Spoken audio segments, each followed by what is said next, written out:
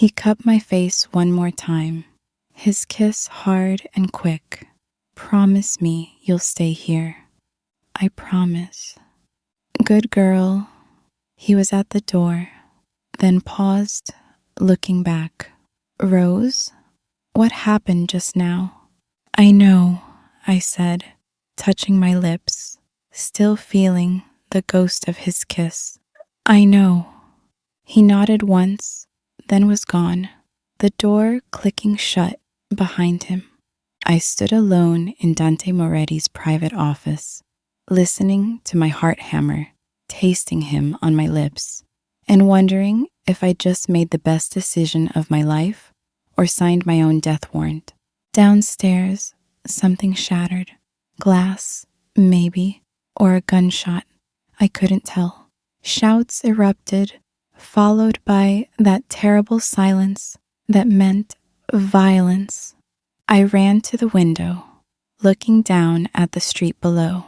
Black cars were pulling up, men pouring out, too many men, armed men, surrounding the speakeasy like wolves circling prey. And in the middle of them, lit by streetlight and smiling, that terrible smile, stood Sal Andretti. He'd come back, and this time, he wasn't here to talk. Epilogue. The first shot shattered the front window. The second took out the light above the bar. By the third, the screaming had started, customers stampeding for the exits, the band abandoning their instruments, the bartenders diving for cover. I pressed against the wall of Dante's office, the gun from his desk heavy in my shaking hands, and listened to my world explode. Gunfire erupted like thunder, Tommy guns chattering, pistols cracking, the sound of breaking glass and splintering wood, men shouting in Italian, in English, in languages I didn't recognize. More screams, a woman crying, someone yelling for a doctor, and underneath it all, I could hear Dante's voice, cold, controlled, giving orders, like he was conducting a symphony instead of a battle. I should have stayed where I was, should have trusted him to handle it, to protect me, to survive. But all I could think about was that kiss, the way he'd looked at me like I was something precious, the way he'd said, I want you anyway. I couldn't hide while he fought alone. The door opened before I could fully convince myself it was a terrible idea. But it wasn't Dante who walked through. It was Tony, bleeding from a cut above his eye, his suit torn, his gun drawn. Miss O'Sullivan. He was breathing hard. We gotta go. Boss's orders. There's a back way out through the basement. He's holding them off, but I'm not leaving him. He'll kill me if I don't get you out. Then I guess we both have a problem. I stepped past him toward the stairs, the gun still in my hand, my heart in my throat. Rose, Tony grabbed my arm. Please, you don't understand. Andretti brought 20 men. 20. This ain't just a raid. This is an execution. Then Dante needs help. I pulled free, gathering every ounce of Tommy's courage, Mama's strength, little Rose's hope. I'm not running. Not anymore. I started down the stairs before Tony could stop me, before I could lose my nerve, before the fear could freeze me in place.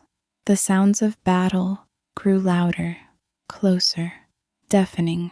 The smoke stung my eyes, made it hard to breathe. At the bottom of the stairs, behind the curtain, I could see the main room transformed into a war zone. Overturned tables, broken glass, blood on the Art Deco floor. Bodies, please God, don't let them be dead, just unconscious, sprawled like broken dolls, the lights flickering, casting everything in hellish red and shadow. And in the center of it all, behind the bar, Dante fought like the devil himself.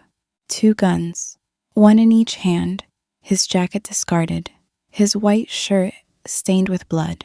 His or someone else's, I couldn't tell. Carlo beside him, Vincent loading weapons faster than Dante could empty them. They were outnumbered 5-1, and they were losing.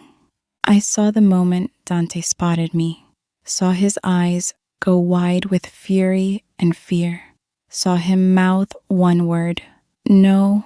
I saw Sal Andretti see me too, saw him smile, and I saw him raise his gun, aiming not at Dante, but at me. Time turned strange, too slow and too fast at once. I heard Dante scream my name, saw him move, impossibly fast, vaulting over the bar, felt Tony shove me sideways, heard the gunshot, felt Dante crash into me, his body covering mine, protecting me, his weight driving us both to the floor as the bullet meant for my heart buried itself in the wall where my head had been.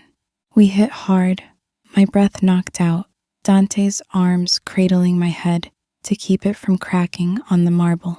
For a second, we just lay there, tangled together, his heart racing against mine, both of us breathing like we'd run a marathon.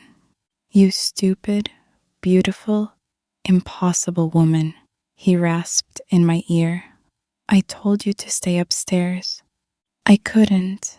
My hands were fisting in his shirt, holding him like he might disappear. I couldn't leave you. Something passed across his face, too complex to name, too raw to be anything but real. Then he was pulling me up, shoving me toward Tony, barking orders. Get her out. Back exit. Don't stop until you're at the safe house on Wabash. Go. Now. Dante. I reached for him, but Tony was already dragging me backward, toward the basement stairs, toward safety I didn't want. The last thing I saw before Tony pulled me into the darkness was Dante turning back to the fight, raising his guns, his face set in lines of pure determination and rage, and Sal Andretti watching me disappear, promising with his eyes that this wasn't over, not by a long shot, to be continued. In part 2, Rose learns the truth about why Dante really took her in. Andretti kidnaps little Rose to draw Dante into a trap, and the bookkeeper becomes the queen when Dante makes her an offer she can't refuse. Marry him or watch everyone she loves die. Because in the world of the Chicago underworld, there's only one way to protect what's yours. You claim it completely, publicly, permanently. And Dante Moretti always keeps what he claims. The next morning brought an unexpected delivery. A Negro woman in her 50s, carrying a doctor's bag and wearing the stern expression of someone who'd seen it all and wasn't impressed. She introduced herself as Mrs. Beatrice Hughes and announced she'd been sent to examine my mother. Sent by who? Mama asked weakly from her bed, her face gaunt in the morning light. A concerned employer, Mrs. Hughes said smoothly, pulling out a stethoscope. Now let me listen to those lungs. I stood in the doorway, watching as she examined Mama with gentle efficiency and felt tears prick my eyes. Real medical care, real medicine, things we couldn't afford, now arriving because Dante Moretti had decided I was worth keeping alive. She needs proper medication, clean air, better nutrition, Mrs. Hughes said after, writing something in a notebook. I'll arrange for medicine to be delivered weekly, and someone will bring by proper food, bone broth, fresh vegetables, eggs, no arguments, she added when I tried to protest. My instructions were very clear. Your family is to be taken care of, After she left, I found another envelope on the table, thicker than the first, with a note in that bold handwriting. Your mama gets better. Little Rose eats. You show up tonight. That's the arrangement. Rosie, my little sister, tugged at my skirt, her eyes wide. Is that man the angel Tommy promised would come? I looked down at her, at the hope in her face, and didn't have the heart to tell her that angels don't run speakeasies and threaten rival gangsters, that angels don't make you feel hot and cold at the same time, don't make your heart race when they look at you, don't make you dream about scarred hands and gold-flecked eyes. Something like that, baby, I whispered. Something like that. That night, I dressed carefully in another outfit that had been delivered. A deep green dress this time, with black beading on the bodice. The guards escorted me to the Cadillac, where Tony waited, looking tense. Boss wants you upstairs tonight, he said as we drove. Private office. Says the main room ain't safe until he settles things with Andretti. Upstairs. I'd never been upstairs. The Velvet Rose's main floor was all glamour and jazz, but upstairs was Dante's private domain, his office, his living quarters, his real seat of power. Tony led me through the main room, more crowded than usual, as if people were seeking refuge in music and gin from whatever storm was brewing, and up a narrow staircase hidden behind a curtain. At the top, a door with a brass knocker shaped like a lion's head. Tony knocked twice, then once more. It's us, boss. Come. The office was not what I expected. I'd imagined something cold and masculine, all dark wood and cigar smoke. Instead, it was elegant, burgundy wallpaper with gold accents, mahogany furniture that looked imported from Europe, paintings on the walls that were probably worth more than my entire neighborhood, a drinks cart with crystal decanters, a gramophone playing Gershwin softly, and by the window, a massive desk where Dante sat reviewing papers. He looked up when we entered, and something in his expression eased when he saw me. Rose, good, to Tony. Wait outside. Nobody comes up. Nobody. Tony nodded and left, closing the door behind him, leaving me alone with Dante Moretti for the first time since he'd pressed a gun to Andretti's throat. You sent a doctor to my mother, I said, still standing by the door. I did. He stood, moving around the desk with that predatory grace. Mrs. Hughes is the best. If anyone can help your mama, it's her. Why? I told you. I take care of my people. I'm not your people. I'm just your bookkeeper. Is that what you think you are? He stopped in front of me, close enough that I had to tilt my head back to meet his eyes. Just my bookkeeper? My mouth had gone dry. What else would I be? I don't know yet. His hand came up, cupping my cheek with surprising tenderness. But I'm starting to have ideas. Dante. His name felt dangerous on my lips, intimate in a way that scared me. What happened last night?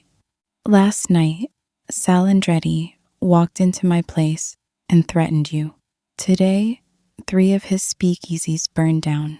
Tomorrow, his distribution network is going to have some very expensive problems. His thumb brushed across my cheekbone.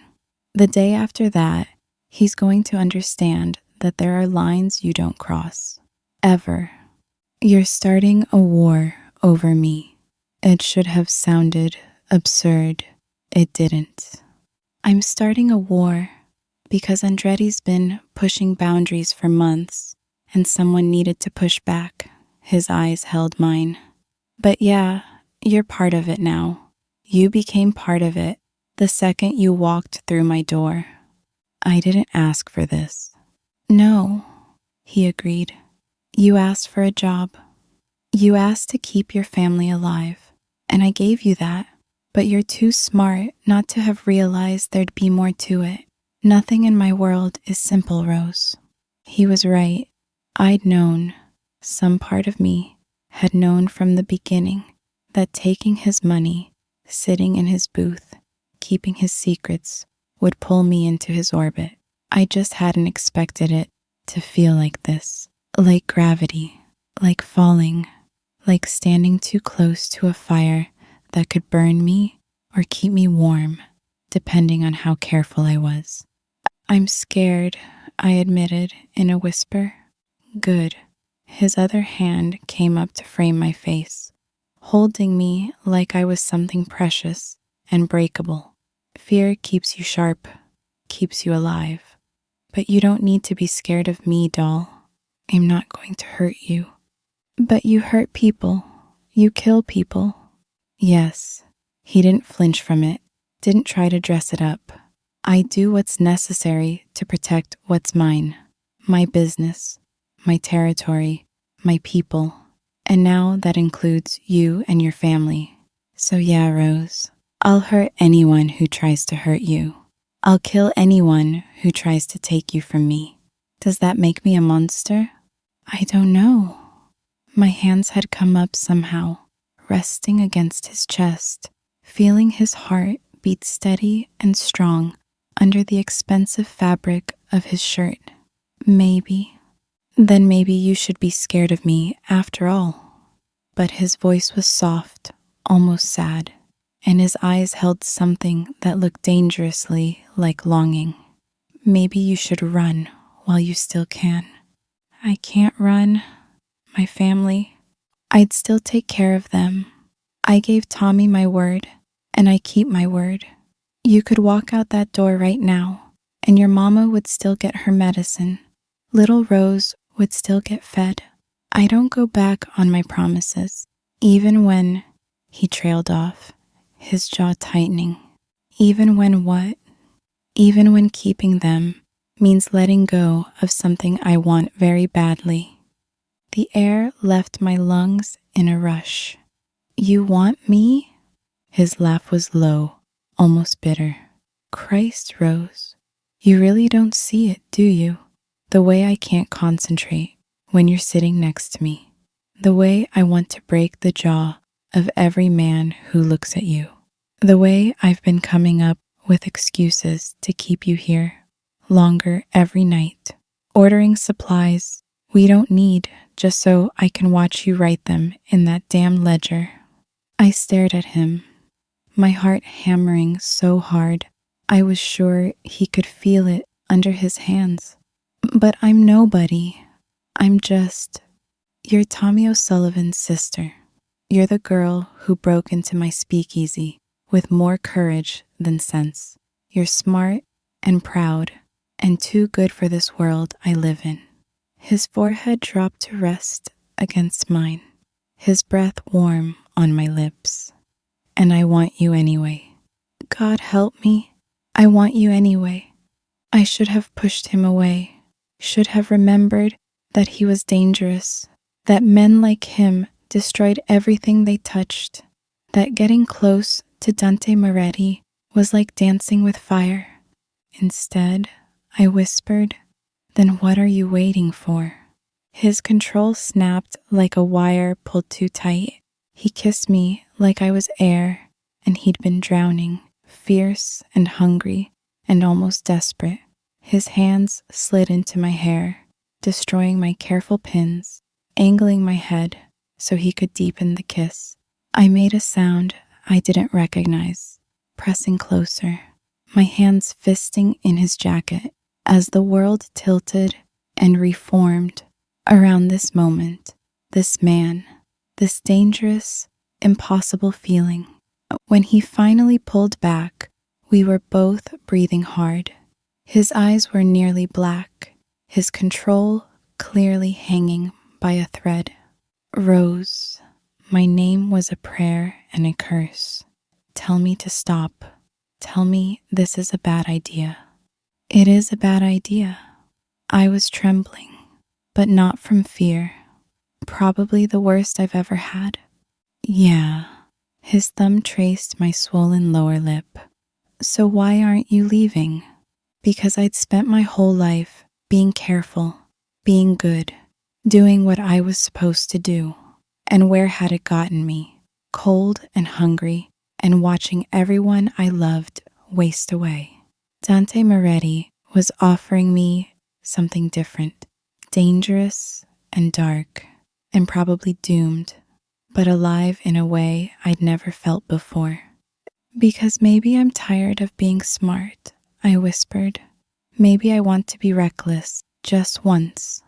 His smile was devastating. Doll, you came to the right man for reckless. He kissed me again, slower this time, thorough, his hands sliding down my sides to my waist, pulling me flush against him. I could feel his heart racing, could taste the whiskey on his tongue, could smell cedar and mint and smoke. Everything about him was dangerous and addictive, and I was falling. The knock on the door made us both freeze. Boss, Carlo's voice, urgent. We got a problem. Dante's eyes closed briefly, frustration clear in the tension of his jaw. What kind of problem? The kind that needs you downstairs. Now. He pulled away from me with visible reluctance, straightening his jacket, running a hand through his hair. Stay here. Lock the door behind me. There's a gun in the top desk drawer if what? Panic seized my throat. Dante, what's happening? Probably nothing. Probably just some drunk starting a fight. But I need you safe up here while I handle it. The runner nodded frantically, his face turning purple. Good. Dante released him, smoothing his own jacket as if nothing had happened. Spread the word. Miss O'Sullivan is off limits. Permanently. After that, the whispers stopped. Men nodded respectfully when I arrived, held doors, even called me Miss O'Sullivan with genuine deference. I'd become untouchable, not because of anything I'd done, but because Dante Moretti had decided I was his, and in his world, that was all that mattered. The strangest part? He was always there.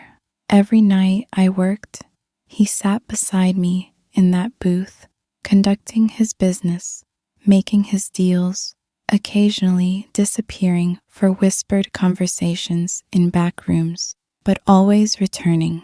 Sometimes he'd lean over to explain something in the ledger, his breath warm on my neck. Sometimes he'd pour me a drink, just a little champagne, doll.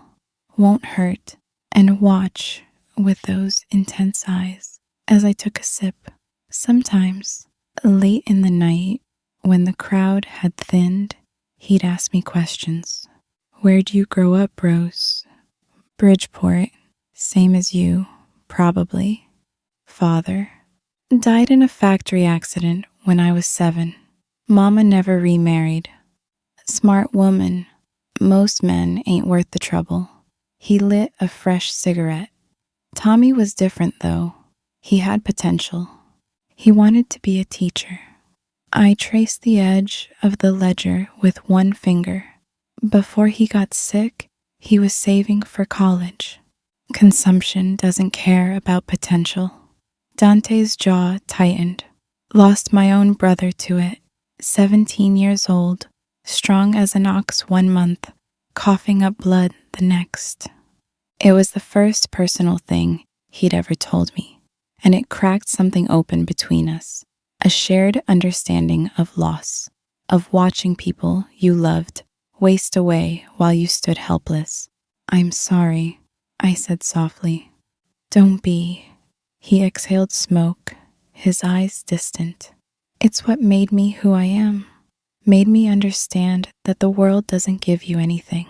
You have to take it, hold it, make it yours. before it can be taken away. Is that why you do this? The speakeasies? The bootlegging?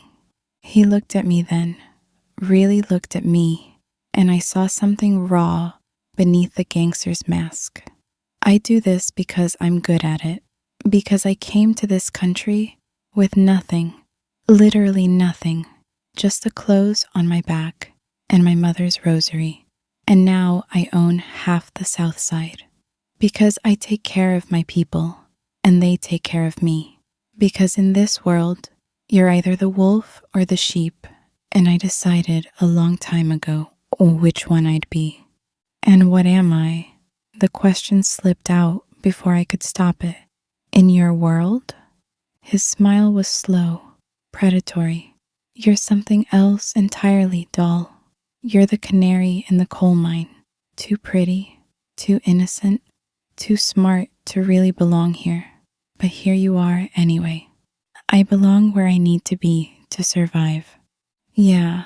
His eyes dropped to my lips for just a second, then back to my eyes. I'm starting to see that. The air between us changed, thickened, became something dangerous. I should have looked away. I should have made an excuse, buried myself in the numbers, but I didn't.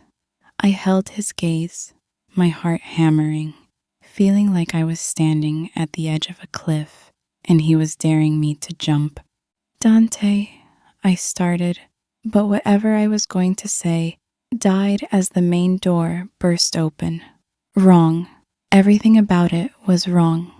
The way it slammed back on its hinges, the sudden silence in the band, the way every gangster in the room went still and tense. 4 men strode in, and I knew without being told they weren't customers.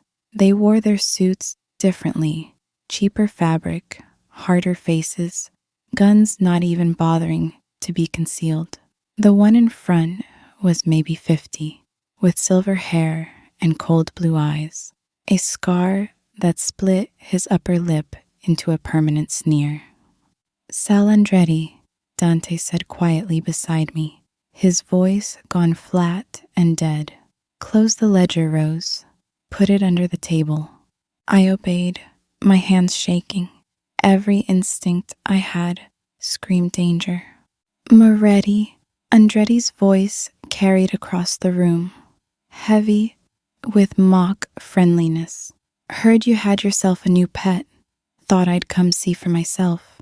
Dante didn't stand, didn't even tense. He just sat there, utterly relaxed, a cigarette between his fingers, his other arm still stretched along the back of the booth behind me. This is neutral territory, Sal. You know the rules. Rules? Andretti laughed, a sound like breaking glass. We need to talk about rules, about boundaries, about your boys moving product in my neighborhoods. I don't have boys in your neighborhoods. Dante's voice never rose, never wavered. But I'm hearing you've been making moves in mine. The 2 men stared at each other, the air crackling, with violence held barely in check. Around us, I could sense Dante's men positioning themselves. Carlo near the bar, Tony by the stage, others I didn't know by name moving into formation, like pieces on a chessboard, and Andretti's men were doing the same. We were seconds away from a bloodbath. Pretty little thing you got there. Andretti's eyes slid to me, and my skin crawled. She knew? Haven't seen her around before. She's none of your concern. Dante's voice could have cut steel. Everything in this city is my concern when you start getting too big for your britches, boy. Andretti took a step closer. Maybe I should take her for a spin, see what you find, so... He never finished the sentence. Dante moved faster than I'd thought possible, a gun appearing in his hand from somewhere inside his jacket, the barrel pressed under Andretti's chin before anyone could blink. The whole room erupted in a symphony of clicks. Safety's coming off, hammers cocking, enough firepower aimed in enough directions to kill everyone twice over. Listen carefully, Sal. Dante's voice was soft, almost gentle, which made it 10 times more terrifying. You can insult me, you can threaten my business, but you speak about her, you look at her, you even think about her in that nasty little head of yours, and I will personally cut out your tongue and feed it to my dogs. We clear? Andretti's face had gone purple, but he managed a jerky nod. Good. Dante lowered the gun, but didn't put it away. Now get out of my establishment before I forget we're supposed to be civilized. For a moment, I thought Andretti would do something stupid. His hand twitched towards his own jacket, his men tense and ready. But then he smiled, a terrible smile that promised retribution, and stepped back. This ain't over, Moretti. It never is. Dante's eyes were dead. Doors that way. Andretti and his men backed out slowly, guns still drawn, and it wasn't until the door slammed shut that everyone seemed to breathe again. The band started up, a fast, frantic number that was probably supposed to make everyone forget what almost happened. Conversations resumed, laughter a little too loud, drinks poured a little too freely. But Dante didn't relax. His gun stayed in his hand, resting on the table, and when he turned to me, his expression was fierce. You need to leave. Now. Tony will take you home. What? No, Rose. He grabbed my wrist, his grip tight enough to bruise. I just threatened to kill a rival boss over you. That means he's going to want to hurt you to hurt me. You're not safe here. Not tonight. But the ledger? Fuck the ledger. It was the first time I'd heard him curse. The first time I'd seen him lose that iron control. You think I care about numbers when Andretti might have men waiting outside to grab you? Tony, he barked the name, and his lieutenant appeared instantly. Take her home. Stay with her. I want guards on her building, her family, everything. Nobody gets close. Boss, Tony started. Do it. Tony nodded, reaching for my arm, but I pulled back. Wait, just wait. I turned to Dante, my heart racing. Why did you do that? You could have let him say whatever he wanted, avoided all of this. No. His jaw was set, his eyes blazing. I couldn't. Why not? He stared at me, and for just a second, the gangster mask slipped entirely. What I saw underneath was raw and young and almost vulnerable. The boy from Naples who'd lost his brother, who'd clawed his way to power, who'd learned that the only way to keep anything was to be willing to destroy anyone who tried to take it. Because you're mine to protect now, he said finally.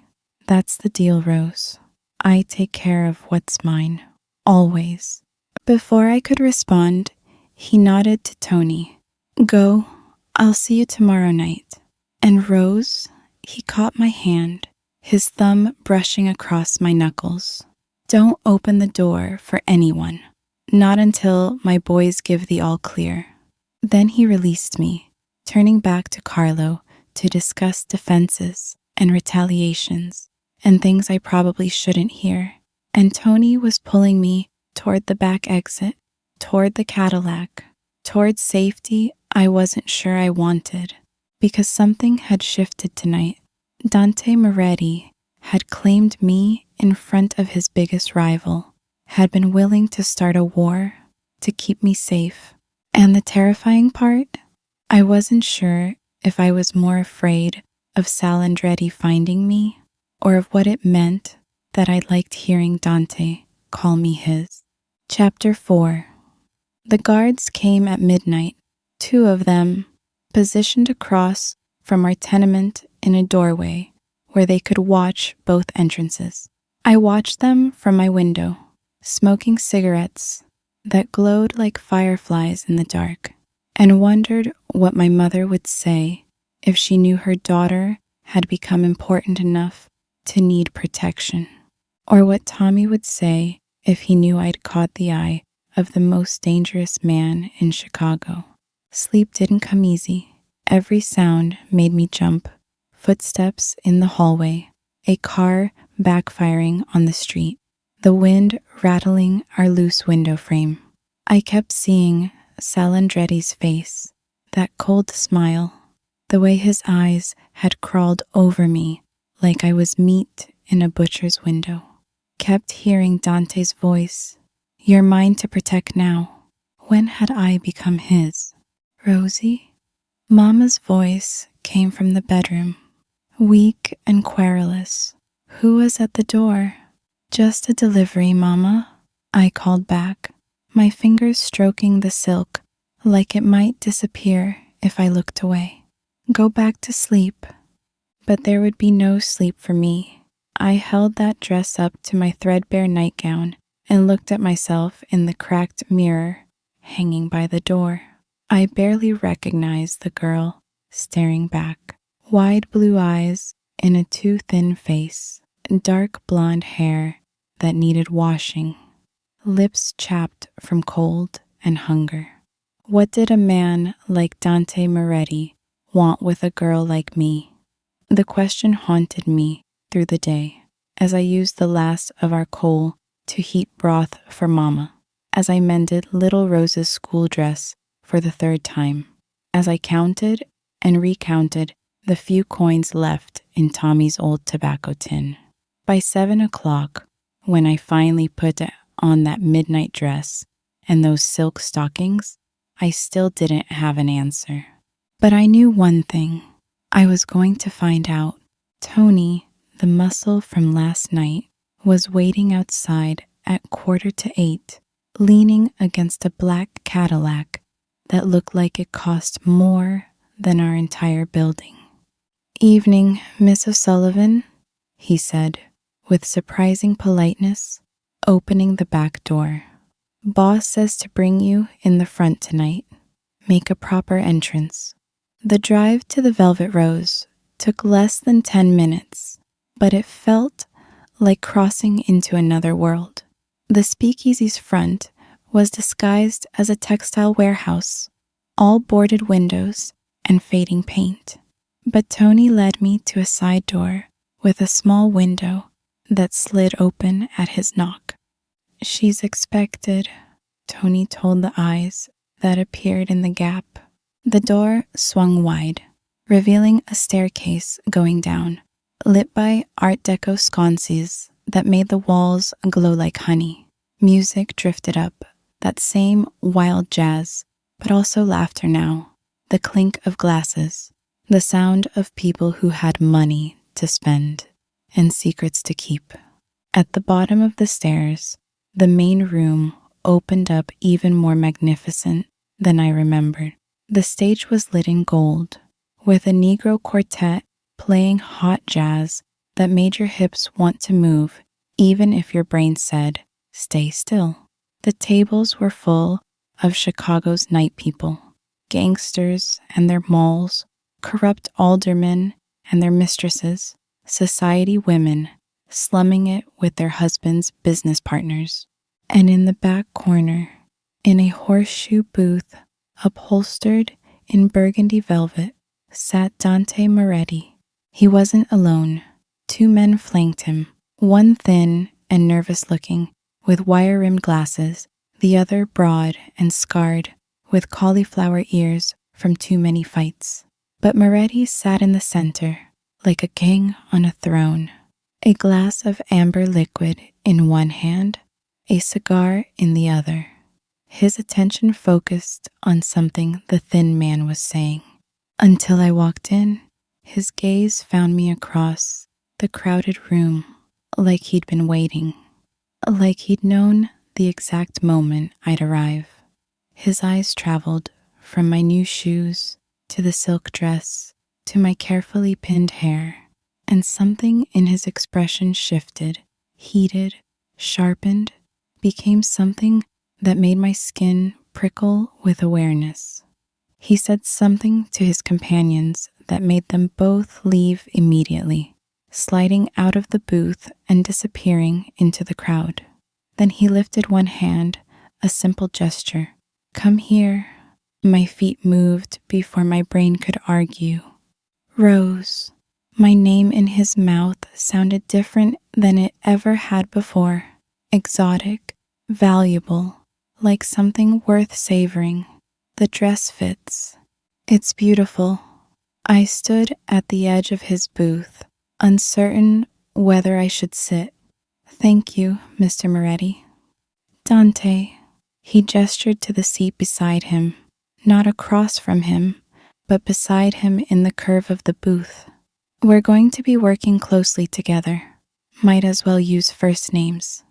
I slid in, hyper-aware of the inches between us, of the way the velvet was still warm from where one of his men had been sitting. This close, I could see the details I'd missed in the corridor's shadows, the way his jaw was sharp enough to cut glass, the faint stubble that no amount of shaving could completely eliminate, the way his eyelashes were unfairly long for a man who probably used them to devastating effect. "What do you need me to do?" I asked, forcing myself to focus on business, not on the way his cologne was making my head swim. He took a drag of his cigar, exhaling smoke slowly. "Tell me, Rose, can you read?" Right question mark. Of course, Tommy made sure I finished school. Numbers? Can you add, subtract, calculate percentages? Yes, I'd helped Tommy with his homework for years, had always been quick with figures. Good. He tapped ash into a crystal tray. "My bookkeeper had an unfortunate accident last week, fell in front of a streetcar. Very tragic." The way he said it made me think there was nothing accidental about it. I need someone I can trust to keep track of my operations. Someone who isn't already part of the organization. Someone who doesn't have divided loyalties. "You want me to keep your books?" I couldn't keep the surprise from my voice. "But I'm nobody. Why would you trust me?" "Because you're Tommy O'Sullivan's sister." He turned to face me fully, his arm stretched along the back of the booth, not quite touching me, but close enough that I could feel the heat of him. "Your brother ran numbers for me for 3 years, never shorted me a dime, never talked to the cops, never tried to play me. In my business, that kind of loyalty is rarer than gold." His eyes held mine. "And because you came here, desperate and brave and stupid enough to sneak through my back door rather than begging on a street corner, that tells me you've got pride, fire, and I can use that. What if I make mistakes?" "You won't." It wasn't arrogance, it was certainty, not with what's at stake. "You know what happens to thieves in my organization, Rose." I shook my head, my mouth dry. "Nothing good." He leaned closer, and I caught mint on his breath beneath the cigar smoke. "But you're not going to steal from me. You're not going to cheat me. You're not going to sell my secrets to the feds or to Sal Andretti's crew. You know why? Why? Because I'm going to pay you more than you've ever dreamed of. Because I'm going to make sure your mama gets the best doctors, the best medicine. Because little Rose," his voice softened almost imperceptibly, "is going to have new dresses and hot meals and everything a kid ought to have. All you have to do is be loyal to me. Just me, nobody else." It should have sounded like a threat. It was a threat, dressed up in silk and promises. But the way he said it, the intensity in those dark eyes, made it sound almost like protection, like he was offering to stand between my family and the cruel world that had already taken so much from us. And if I say no? His smile was slow, dangerous. You're not going to say no, doll. You're too smart for that, too desperate, too aware that this is the best offer you're ever going to get. He reached up, and this time he did touch me, his fingers brushing a strand of hair back from my face with surprising gentleness. Besides, I think you're curious. I think you want to see what it's like in my world, just for a little while. I think you're tired of being cold and hungry and invisible. He was right. God help me. He was right about all of it. When do I start? Now. He slid a leather ledger across the table, its pages thick with columns of numbers, names, figures that probably meant distribution routes and payoffs, and things I didn't want to think too hard about. You'll work here 4 nights a week. You'll sit in this booth, keep track of everything that comes in and goes out. You'll report only to me. You'll talk to no one about what you see or hear. And in return, he pulled an envelope from his jacket, pressing it into my hands. You'll get this every Friday. I opened it. Inside was more money than Tommy had made in a month. That's just the start, Dante said softly. Be good at this. Be loyal, and there'll be more. Much more. I should have asked more questions. I should have demanded details, guarantees, some kind of assurance that I wasn't signing my soul away to the devil in an expensive suit. But all I could think about was Mama's cough, little Rose's hollow cheeks, the empty cupboards at home. All right, I whispered. I'll do it. I know you will. He lifted his glass in a toast. Welcome to the family business. Rose O'Sullivan. Chapter 3. The first week passed in a blur of numbers and cigarette smoke, jazz music, and whispered conversations. The constant flow of men coming to Dante's booth to report, to pay, to beg for favors or mercy. I sat beside him every night, the ledger open in front of me, recording everything in the code he taught me. A code where textiles meant liquor, samples meant payoffs, deliveries meant everything, from bootleg whiskey to Thompson submachine guns. I learned the hierarchy quickly. Carlo, the scarred enforcer, was Dante's underboss, loyal as a dog, twice as mean when he needed to be. Tony, my escort, handled security at all of Dante's establishments. The thin, nervous man, Vincent, ran the distribution network that stretched from Chicago to Milwaukee. And there were others: drivers, gunmen, corrupt cops on the payroll, judges who looked the other way, speakeasy managers from 3 different neighborhoods. All of them reported to Dante, and now all of them had to speak in front of me. At first, they resented it.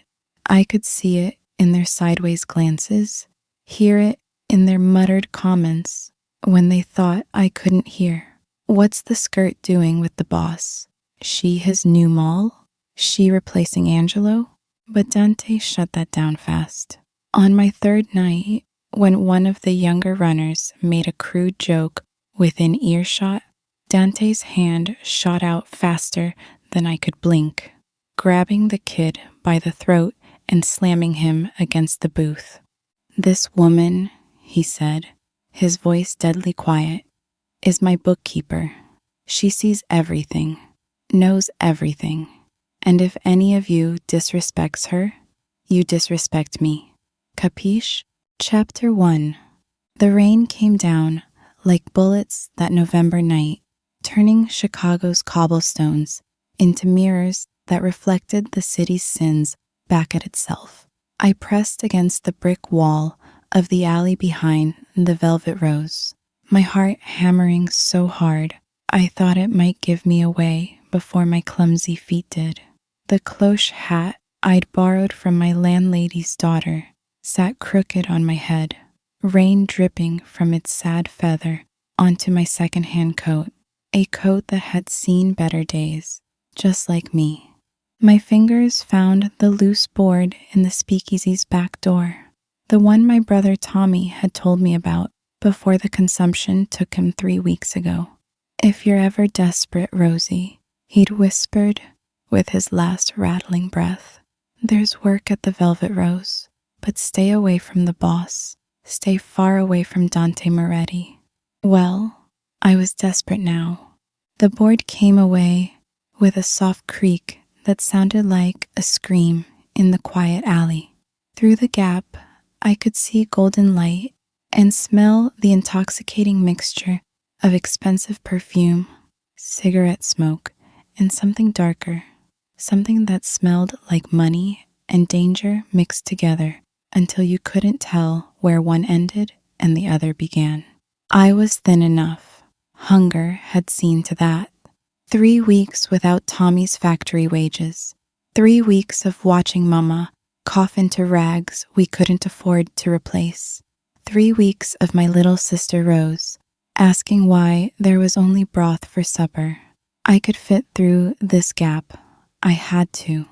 The jazz music hit me first as I squeezed through, a trumpet wailing like a woman in love, a piano tinkling underneath like laughter. Then the lights, Art Deco sconces casting geometric shadows on walls papered in burgundy and gold.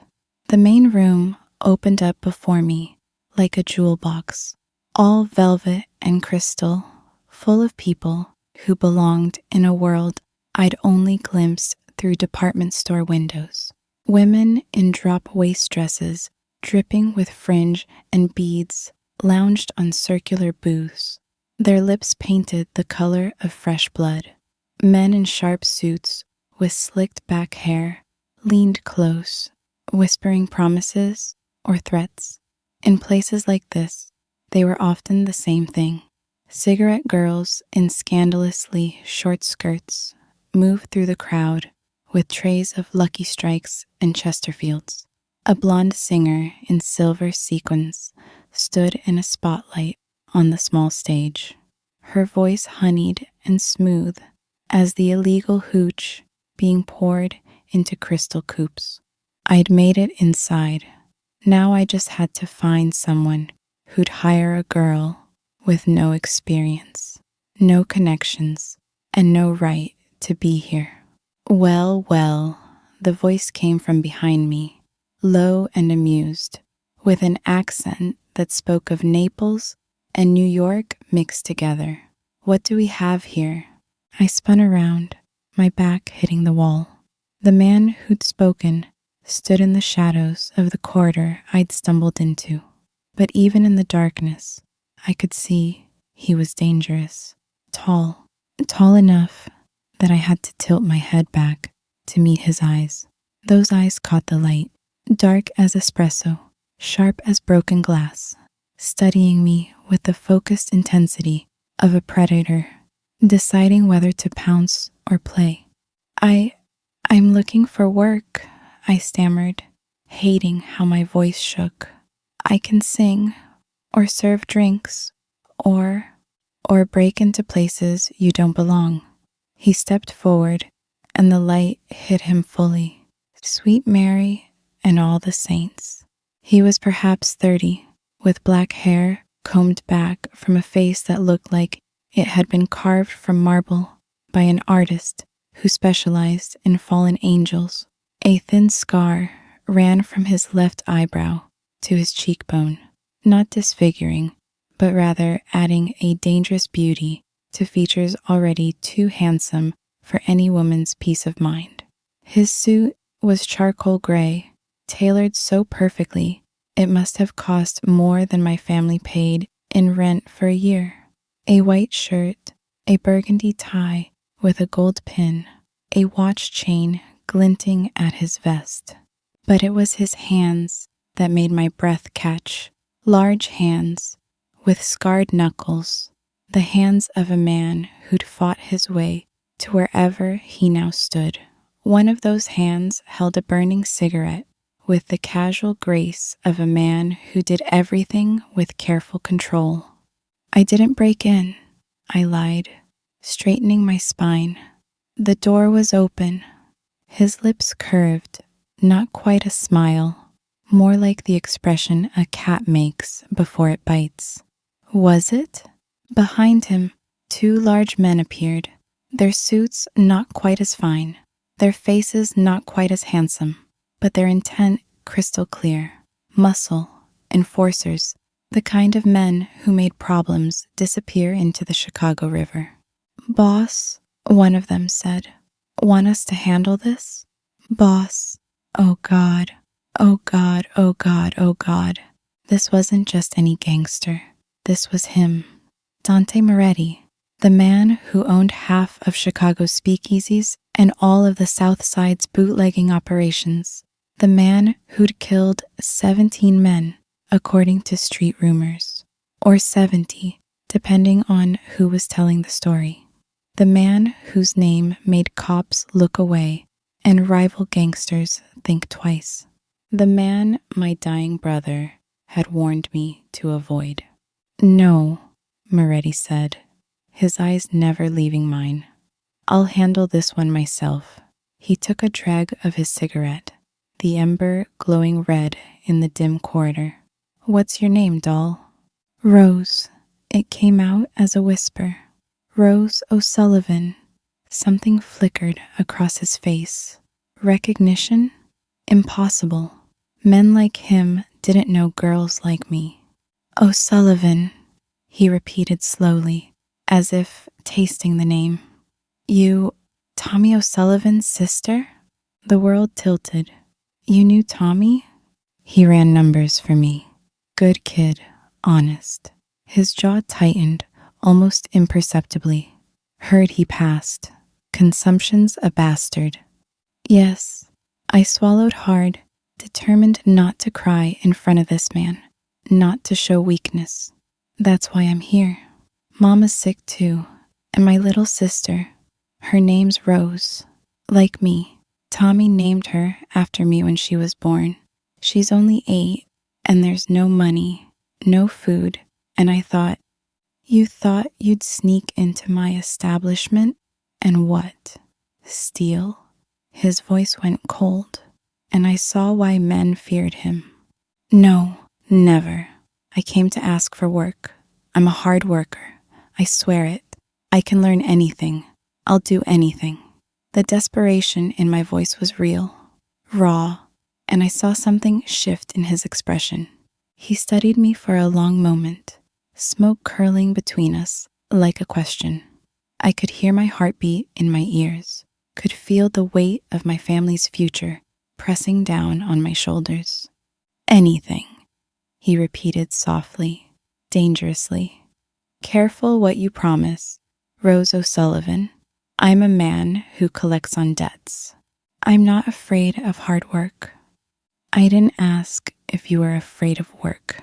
He stepped closer, close enough that I could smell his cologne, mint and cedar, and something spicy, close enough to see that his eyes weren't just brown, but had flecks of gold around the pupils. "I asked if you understood what anything means when you say it to a man like me." I lifted my chin, meeting those dangerous eyes. "I understand that my mama will die without medicine. I understand that my sister will starve without food. I understand that Tommy told me you were a hard man, but a fair one. So yes, Mr. Moretti, anything." The silence stretched between us, taut as a wire. Behind him, his men waited, still as statues. The jazz music swelled from the main room, the trumpet hitting a high note that sounded like a scream or a laugh. Then Dante Moretti smiled, a real smile this time, slow and devastating. "You've got brass, kid. I'll give you that." He flicked his cigarette into an ashtray on a nearby table. "Okay, you want to work for me? Fine. But you don't serve drinks. You don't sing. You work for me directly." "Doing what?" "That," he said, reaching out to straighten my crooked hat with surprising gentleness, his fingers barely brushing my cheek. "You'll find out tomorrow night. Be here at 8 sharp. Use the front door this time." His hand dropped, but I could still feel the ghost of his touch on my skin. "And Rose, if you run, if you talk to the coppers, if you cross me in any way." He leaned down, his lips nearly touching my ear. "I'll find you. There's nowhere in this city you could hide. Understood?" "Understood. Good girl." He stepped back, nodding to his men. "Tony, see that Miss O'Sullivan gets home safely. Carlo, bring me the books from the back room." "You're just letting me go?" I couldn't hide my surprise. Those gold-flecked eyes glinted with amusement. "I'm a businessman, doll. You're an investment now. Can't have investments damaged before they've proven their worth." He turned to walk away, then paused. "Oh, and Rose, wear something nicer tomorrow. This is a classy joint. I'll have something sent over in the morning." And just like that, he disappeared into the main room, leaving me trembling in the corridor with a man named Tony, 6 feet of muscle in a cheap suit, waiting to escort me home. I'd come here desperate and terrified. I was leaving employed and somehow even more terrified, because Dante Moretti hadn't looked at me like I was a problem to be solved. He'd looked at me like I was a puzzle he intended to figure out, a lock he planned to pick, a prize he'd already decided to claim. And God help me, some small, reckless part of me had thrilled at that look. Chapter 2. The dress arrived at dawn, carried by a boy who couldn't have been more than 12, wearing an oversized flat cap and a knowing smirk. The box was from Marshall Fields, the kind of box I'd walked past 100 times but never dreamed of opening. Inside, nestled in tissue paper that whispered like secrets, lay a dress the color of midnight, all silk and subtle beading that caught the weak morning light streaming through our tenement window. Drop waist like the fashionable women wore, with a hemline that would hit just below my knees. Scandalous by my mother's standards, perfect for a speakeasy. Underneath the dress, silk stockings, still in their paper wrapping. A garter belt with actual lace, T-strap heels in patent leather. And at the very bottom, a note in bold, slashing handwriting. "Don't be late, M."